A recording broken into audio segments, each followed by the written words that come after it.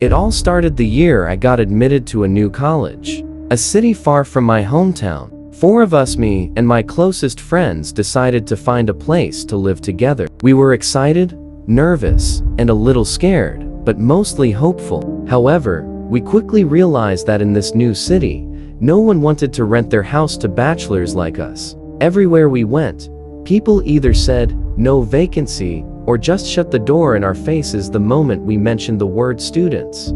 Days passed. We kept searching under the heat, our shoes covered in dust, until one afternoon, we found a building, an old 4-storied house at the end of a narrow alley. The place looked aged, walls faded, windows covered with thick layers of dirt, like no one had opened them for years. Still, we were desperate. When we asked the landlord, an elderly man with tired eyes, he hesitated for a moment, then told us we could come see the room upstairs. So we climbed to the 4th floor. The hallway smelled of damp walls and something else, something stale, almost like old flowers left too long in water. As we reached our floor, the door to the flat suddenly opened from the inside. A woman stepped out. She was wearing a faded white sari, her hair loosely tied, face pale, as if she hadn't seen sunlight for months. Her eyes briefly met mine, cold, expressionless, yet strangely heavy. She looked at us and whispered, "You came to see the house?" We nodded. But before we could say anything else, she walked past us and down the stairs, her footsteps echoing faintly, fading away into silence. We stood there, frozen for a few seconds. Then, we stepped inside. The moment I entered, I felt something strange in the air, something still, something old. It was as if the room had been sealed off from the world for years. Dust covered everything. Cobwebs hung like curtains from the ceiling. Every step we took stirred up a small cloud of dirt that made our throats dry. The floor creaked. The walls seemed to hum faintly, as though they had been holding whispers for far too long. There were old stains on the corner walls, dark, uneven marks that looked too deep to be from mere water. I brushed my hand along one, and a chill ran through me. "This place feels strange," one of my friends murmured. I agreed silently. Still, we had no other choice. We went back downstairs to the landlord. He was sitting quietly on a wooden chair, looking almost expectant. When we asked him about the rent, he smiled faintly and said something that made all of us exchange confused looks.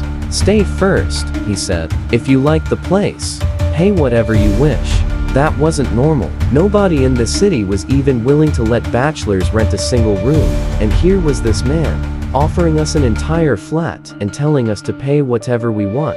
We should have left right then. We should have known something was wrong, but we didn't. We took the house that very evening. As the sun sank behind the old building, the hallway grew darker. I could hear the wind brushing against the window grills, carrying a faint whisper that almost sounded like a woman's sigh. We moved in with laughter and chatter, trying to ignore the heavy stillness that surrounded us. But as night fell, and silence slowly crept into the corners of the flat, I began to feel it again. That presence. The same cold eyes I had seen earlier, watching us from somewhere within these dusty, forgotten walls. And that was only the beginning. That night was the first we spent inside the new house. We were tired from moving all day, shifting our bags, cleaning just enough space to sleep, joking to hide the unease that hung in the air. But when the laughter faded and the lights went out, the silence that followed felt unnatural. It wasn't the peaceful kind of silence you expect at night. It was heavy, suffocating, almost like someone was holding their breath close to your ear. I was lying on the floor, eyes half open in the dark, when I heard it for the first time. Footsteps. Soft, slow, deliberate. At first, I thought it was one of my friends, maybe going to the kitchen. But when I looked around, everyone was there, asleep. The footsteps didn't stop. They moved across the living room, then into the dining space, then paused right outside our bedroom door, and then knock. A faint tap on the wooden door. My heart began to pound. I whispered to one of my friends, "Did you hear that?" He grunted, half asleep, and turned over. The next morning, I tried to laugh it off. We all did. We said maybe it was the wind, maybe the noise from upstairs. But deep down, I knew what I'd heard. That night, the noise came again. This time, louder, closer. The dining room chairs scraped the floor, as if someone was dragging them around. We rushed out with our phone lights, but the chairs were perfectly still, not even tilted. My friend Arif muttered nervously, "My rats?" But I could see it in his eyes. He didn't believe it either. On the third night, the power went out. Everything turned pitch black, the kind of darkness where you can't even see your own hand. From the far corner of the room, we heard a faint humming sound, like someone softly singing a tune. It was low and broken, like an old woman whispering to herself. We froze. The sound came closer and closer, until it felt like it was right behind us.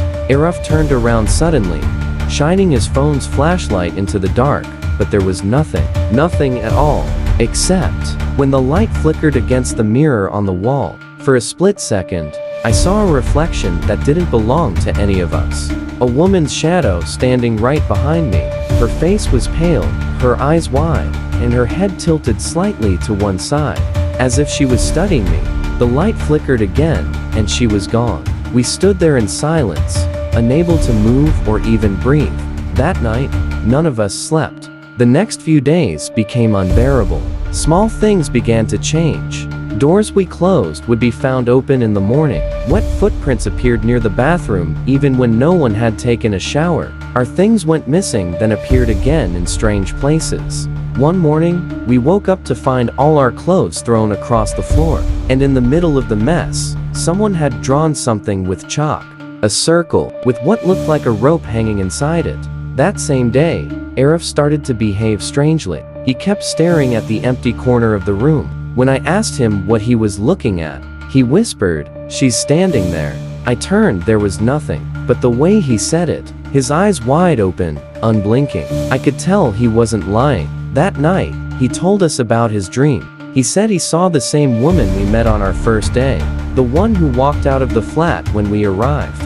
In the dream, she was hanging from the ceiling fan, her body swaying slowly, her head twisted toward him, her eyes bloodshot and lifeless. Then she spoke, but her lips didn't move. The voice came from somewhere else, everywhere at once. "Why did you come back?" Arif woke up screaming, drenched in sweat. When we turned on the light, we saw faint red marks around his neck, like someone had tried to strangle him. He insisted it was just a dream, but the marks stayed. Dark, real, and for the first time since we moved in, I started to believe that maybe we weren't alone in that house. Something else lived there, something that didn't want us to stay. After a few weeks of sleepless nights, strange sounds, and shadows that didn't belong, we finally had a short college break. It felt like salvation. Each of us decided to go back home for a few days, to breathe, to escape that cursed flat. We promised we'd all return together after the vacation, so no one had to be there alone. But fate had other plans. When the break ended, only 3 of us could find a bus together. The 4th Arif couldn't get a ticket that day. He called us, said he'd come alone the next morning. We told him to wait. We begged him to stay one more night at his home, but he laughed. "Come on, guys, it's just a house. What could possibly happen?" That was the last time we heard his voice sound normal. The next morning, around 10 a.m., he arrived at the flat. It was bright daylight outside, but inside the building was still dim, as if sunlight refused to enter. He unlocked the door, pushed it open, and stepped inside. The air felt thick, stale, heavy with dust and something else. Something metallic. The curtains swayed even though the windows were closed. From the corner of the room, a faint creaking sound echoed, like someone slowly rocking in a chair. He called out, "Hello? Anyone here?" No answer. The floorboards groaned beneath his steps as he walked further in. The living room looked exactly as we'd left it, except for one thing. There was a cup on the dining table, half filled with water, still warm. He froze. We hadn't left any dishes there before leaving, and there was no way anyone could have entered. The landlord had locked the main gate. He tried to convince himself that maybe one of us had left it accidentally, but deep down, he knew someone had been inside. As evening fell, the house grew colder. He turned on the light, but it flickered then went out. He tried the switch again. Nothing. Darkness spread across the flat like a living thing. He grabbed his phone, flashlight, and began checking each room. Everything was the same. The dust, the smell, the quiet. But the longer he stayed, the louder that silence felt. From the far side of the hall came a faint dragging sound, like something heavy being pulled across the floor. He followed the noise to the bathroom door. It was half open. "Hello?" he whispered. No response. He pushed the door gently. Inside, everything looked ordinary, until he noticed the mirror. It was fogged up, even though the room was cold. And on the fogged glass, someone had drawn a shape, a noose. Right below it, written with a finger, were 3 words. "She is here." He stumbled back, heart pounding. He blinked once and the writing was gone. He tried calling us, but the signal was weak. Every time the call connected, it would drop instantly. The only thing he could hear between the static was a faint breathing sound. Not his, not ours. Something else on the line. That night, he didn't sleep. He sat in the living room with the lights on, trying to stay calm. Around 2 a.m., the lights began to flicker again. And then tap, tap, tap. A soft knocking came from the washroom door. He froze. He hadn't closed that door. He hadn't touched it since earlier. Slowly, he stood up, each step making the floor creak under his feet. The knocking stopped. For a few seconds, there was silence. And then a whisper, so close, it felt like it came from right behind him. "Why did you come alone?" He spun around. No one was there. The air around him turned icy cold. His breath became visible. He ran to the door, but it wouldn't open, as if someone was holding it shut from the other side. The faint humming began again, the same tune we had all heard weeks ago, that broken, ghostly melody. And then the bathroom door creaked open on its own. Inside, he saw the reflection of a woman in the mirror, pale skin, lifeless eyes. Her lips curled into a smile that didn't reach her face. She raised her hand and pointed straight at him. The lights flickered violently, and the door slammed shut.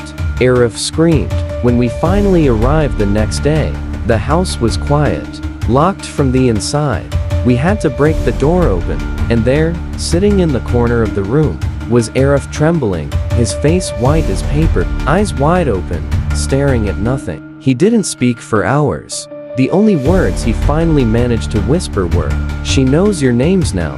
After that night, nothing was the same. Arif barely spoke.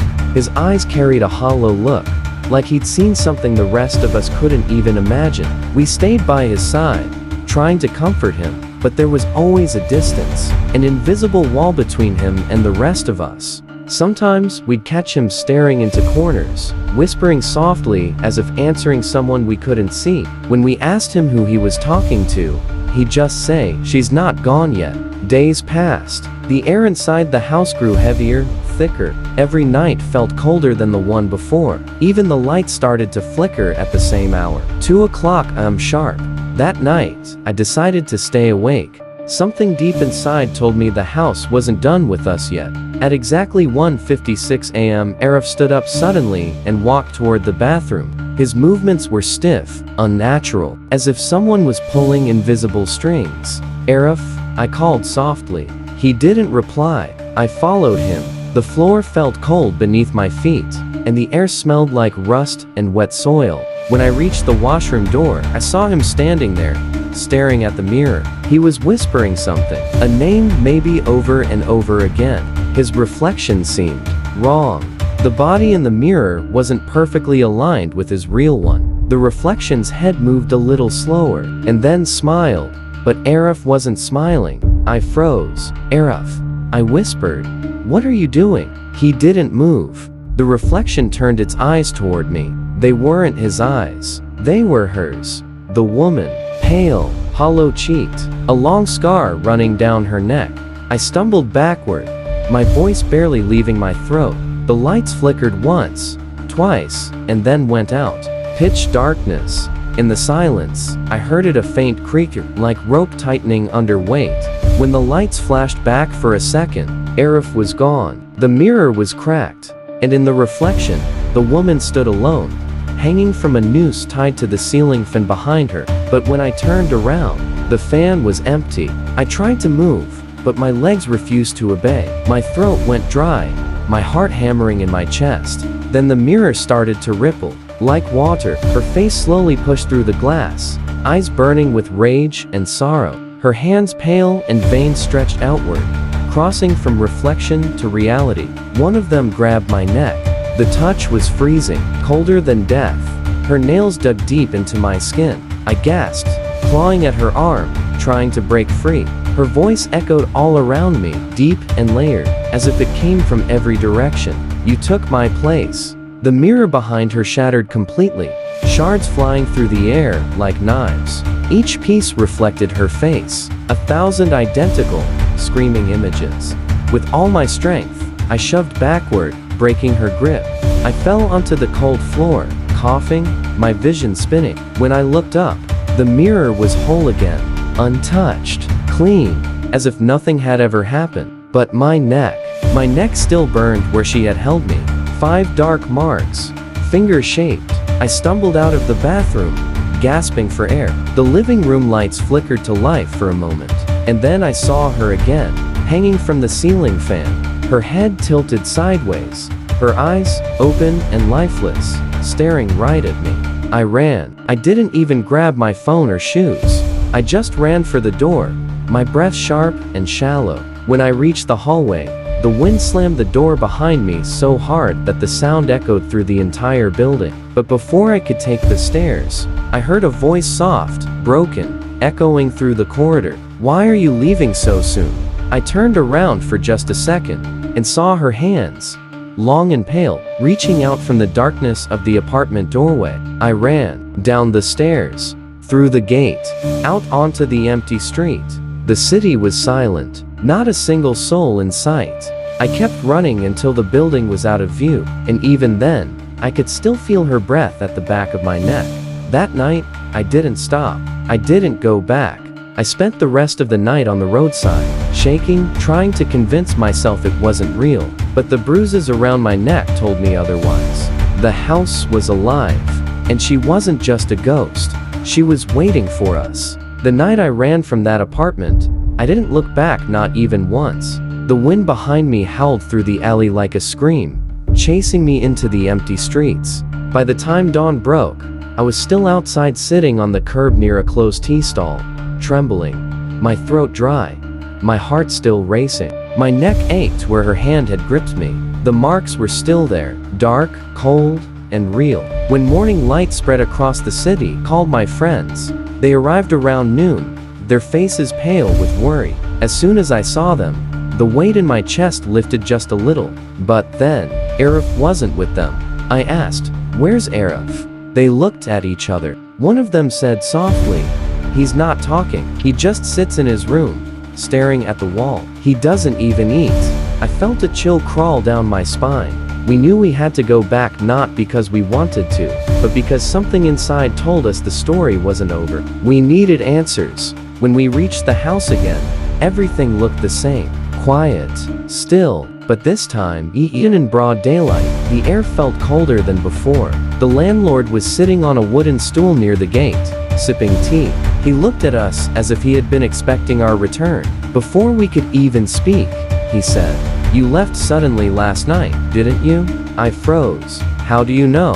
He smiled weakly. "I heard the screaming," he said. Then, after a long pause, he added, "You've seen her, haven't you?" We didn't answer. He sighed deeply and looked down at his cup. "You boys should have never stayed there. That house has been empty for 3 years. No one lasts longer than a few weeks." I felt my stomach drop. "What happened there?" I asked. The man's eyes went distant, lost in memories he didn't want to remember. 4 years ago, he began. A young woman lived in that same flat with her husband. She was kind, polite, but her marriage was terrible. Her husband used to beat her. The neighbors often heard her crying at night. He took a long breath, his voice trembling slightly. One night, after a violent fight, the husband left. No one saw him again. The next morning, she was found hanging from the ceiling fan in that same living room where you boys stayed. The world around me seemed to freeze. She used her husband's belt, he continued. When the police came, they found a letter. She had written only one line. He looked up at me, his eyes filled with something. I couldn't read: guilt, fear, sorrow. He said, "I don't belong here, so I'll wait for someone who does." I felt my skin crawl. Every breath suddenly felt heavier. She was buried nearby, the landlord said quietly, but her soul never left. Every tenant since then has complained of the same thing: footsteps, whispers, shadows. But it's worse when someone stays alone. He stared directly at me. "You said one of you came back before the others, didn't he?" I nodded slowly. He sighed, shaking his head. "She doesn't like lonely souls. She takes them, makes them stay." We left the place that very day. None of us said a word as we packed our things. The rooms felt smaller, darker, as if the walls themselves were watching. While leaving, turned back one last time. The door of the flat was slightly open. Inside, the curtain moved gently, though there was no wind. And in that shadowed corner saw her, the same woman, her pale face peeking from behind the curtain, her lips barely moving. It looked like she was whispering something. I stepped closer, my heart hammering. For a second, I heard it clearly. The same broken voice that had haunted us all. "Don't leave me alone again." The door slammed shut. We left that city soon after. None of us ever spoke of it again. But sometimes, late at night, I still dream of that house. The damp walls, the cold floors, and that mirror that never showed the same reflection twice. And in every dream, she's still there, hanging, waiting, smiling faintly, as if she knows I'll come back one day. The end. Or maybe not.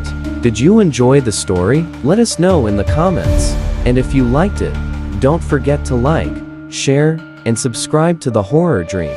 Want more stories like this? Subscribe to The Horror Dream, and we'll bring you more darkness, just for you.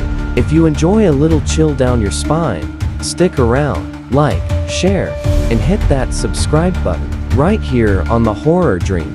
Your support keeps us going, so stay with us. Subscribe to The Horror Dream for more spine-tingling tales.